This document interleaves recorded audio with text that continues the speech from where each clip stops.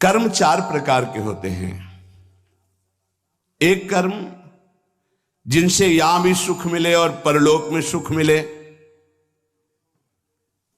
जैसे हम यहां किसी भूखे को भोजन पवा देते हैं तो हमारी संपत्ति भी बढ़ेगी और परलोक में इसके पुण्य का बड़ा लाभ प्राप्त होगा। या हम ऐसी कुछ अपने धन से व्यवस्था करते हैं जिससे भजन करने वाले संतों को सुख मिले, जो सतमार्ग में चल रहे हैं उनकी वास की व्यवस्था, वस्त्र की व्यवस्था, भोजन की व्यवस्था, यहां भी तुम्हारे ऐश्वर्य बढ़ेगा और परलोक में भी भगवत कृपा प्राप्त होगी। औषधालय खोल देना, प्याऊ खोल देना, ऐसी व्यवस्था कर देना जिनकी व्यवस्थाएं नहीं हैं, उनको वस्त्र है, भोजन है, औषधि है, इस तरह की, तो यहां भी सुख और परलोक में भी सुख। पर ध्यान रहे, पोस्टर बैनर नहीं होना चाहिए।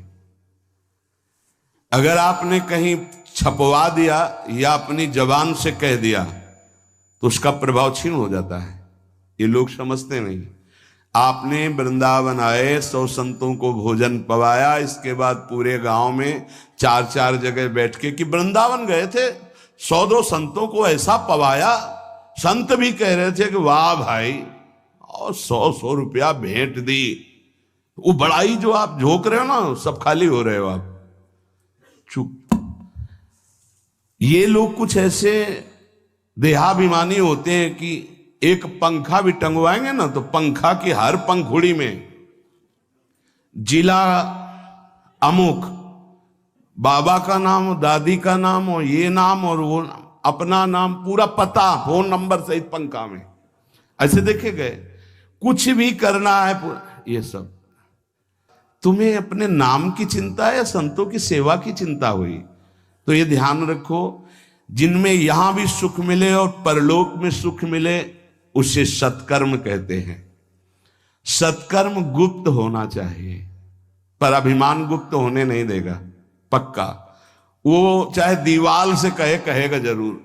ये अंदर देख लेना, फूलन आएगी, कहना कुछ तो ऐसा कि बाद में संत पाएंगे, पहले ही परिक्रमा मार्ग में बोर्ड लग जाता है, आज यहां 100 संत सेवा और अमुक जिले के अमुक अमुक अमुक ऐसे। तब ये लगता है कि कैसे तुम नादान बच्चे हो, तुम्हें इतना बड़ा सौभाग्य सुकृत का मिला था, इतना महान सत्कर्म, और तुमने सब मिटिया मेट कर दिया। और उनको लगता है कि सत्कर्म का फल यही है। 100 रुपया के अगर फूल डालने हैं तो फिर 100 लोगों को तो पता चलना चाहिए कि वीडियो में कि हम ही फूल डाल रहे थे। बड़ा हम का खेल चालू है। ये कर्म तभी परलोक में आपको मिलेगा जब यहां आप गुप्त रखें। देखा है आपने गुप्त कैसे कमाई की जाती? बहुत बड़ी यज्ञ की थी। मैदा फैक्ट्री के मालिक थे।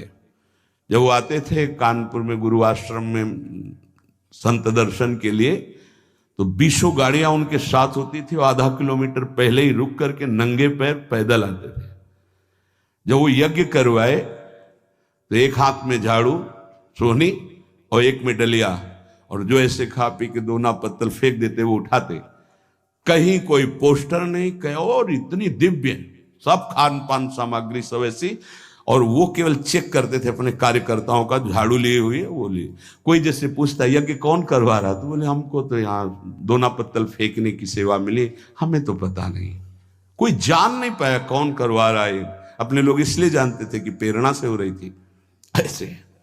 ऐसे सत्कर्म की कोई जान ही नहीं पाया कि किसने करवाई यज्ञ। और इतना बड़ा खान पान, कानपुर महानगर जहां लाखों लोग खाते पीते, उनके पास कोई कमी नहीं, कहीं भी कोई अभिमान का लेश मात्र नहीं।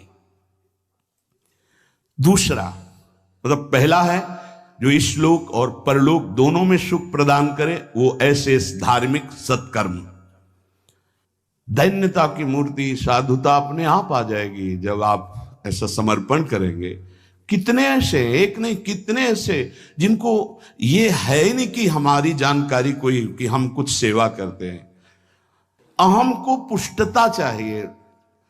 इस लोक परलोक में यदि अपने कर्म का जो सुकृत है तो भगवान से प्रार्थना करो कि कोई न जान पावे, ऐसा कार्य करो, तो वो आपको इस लोक और परलोक दोनों में उन्नति प्रदान करेगा।